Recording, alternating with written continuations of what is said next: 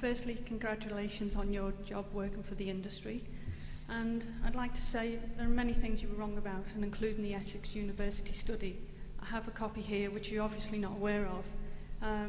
They did actually find the effects, and I've got a table from Essex showing that the electrosensitive people were able to detect when the signal was on or off, and in the sham and the double-blind studies, so you're wrong on that. And also the interferon studies that you've just mentioned, that was reported in the papers this weekend. 11 of the studies are back in now, with a 30% increase in brain tumours after 10 years exposure.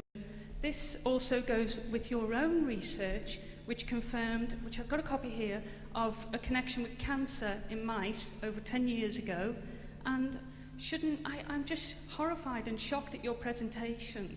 And don't you agree now that the time has come to change the ICNIRP guidelines? They're obviously not protecting us. It's not just about the heating effect.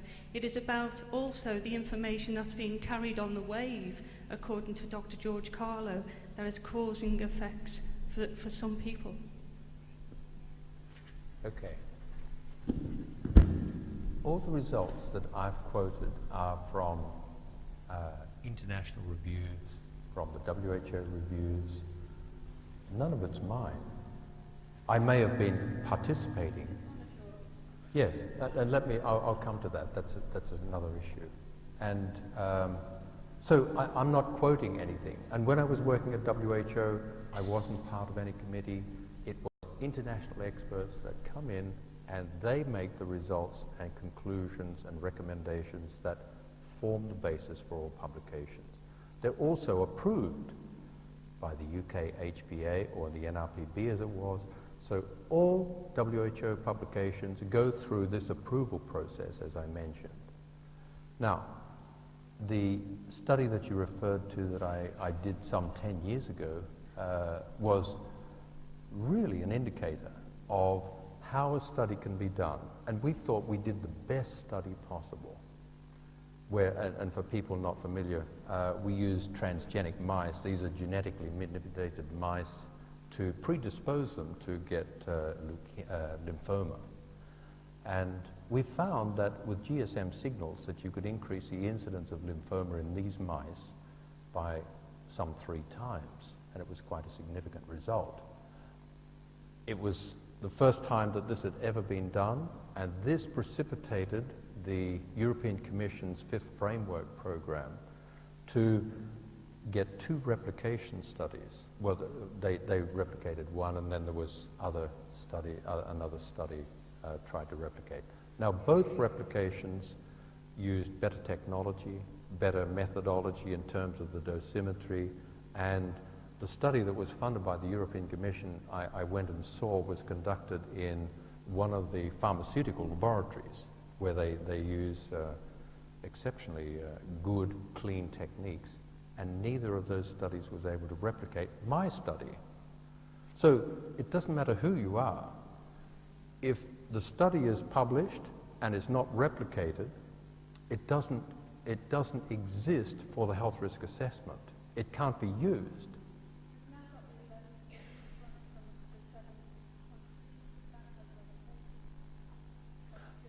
Yeah.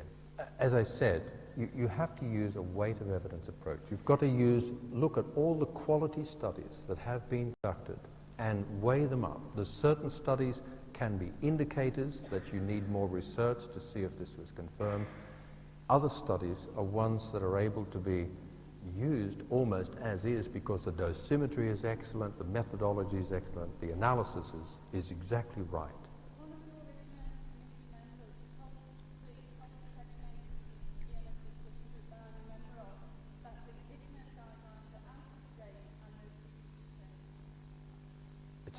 It's true. I totally agree.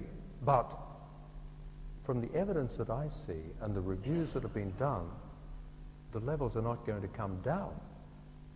They'll probably go up because they're conservative. And if you look at the IEEE guidelines, they have higher levels than does ICNIRP. ICNIRP, there's 2 international guidelines, one at the Institute of Electrical and Electronic Engineers, which is a huge, and I'm sure many people here are members of it, has a committee that develops international guidelines.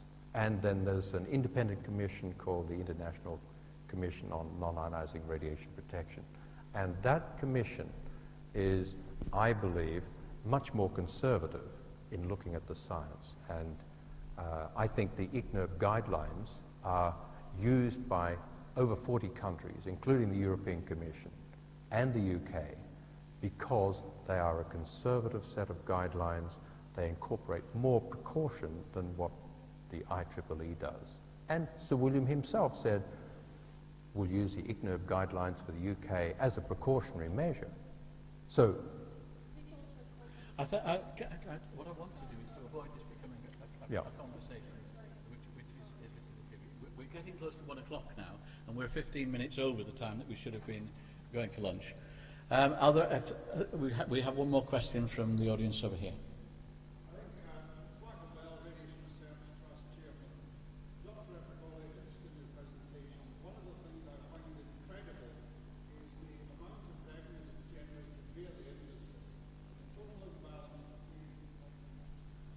used to a larger noise. Anyway, the amount of revenue that's generated from the industry and from taxation to governments is quite substantial. In Britain, it's we take something like 15 billion a year in taxation the government takes. It also took 22.5 billion for the sale of the 3G licenses. The expenditure on research, as you showed in your slide there, is 8.8 million. The imbalance in research expenditure on prophylactic measures to help perhaps the challenges of the EHS, to help perhaps the challenges against children that certainly Sir William Stewart has voiced in certain instances, it seems totally disproportionate. What are your comments on the research monies allocation and the need for independence in research? Right. Well, as that was rather a long question, I appreciate you want to. I'm going to ask you for a very brief answer because then we are going to break for lunch. First of all, I absolutely think there should be continuing research and monitoring of new technologies, that the amount of funding that's going into research is inadequate, and it should continue. And I should say that the MTHR program is going to have a second phase where extra funding will be coming in. I know it's a small amount by comparison to what is necessary, but one country can't hold the burden for a worldwide industry. The US has not actually been putting very much funding into research for a long time. And what happens is because no research or little research is being done in the US, of course the interest and concern of the general public has actually gone down. They're not worried in many cases about base stations. Although there are cities that have banned base stations still. They won't allow mobile technology to be there. So okay. I think there should be much more, and I think governments should be putting more in, but the industries are also responsible for the problem, and so they should be contributing to various aspects, provided there is the appropriate firewalls and they are not able to influence any of the health risk assessments or standards or the research as happened with the tobacco industry many years ago. Okay, thank you very much. Thank you, Michael, for answering that question. It is lunchtime now. I just want to thank again the full range of speakers from this morning for a really varied and I hope you found interesting and stimulating set of presentations, and to thank you all for your interaction both through the text and through questions from the floor. Lunchtime now. Do you want a quick word, Graham, before? I just want to thank Steve for doing a great job. Okay, thanks very much. Thank you all very much. Thank you.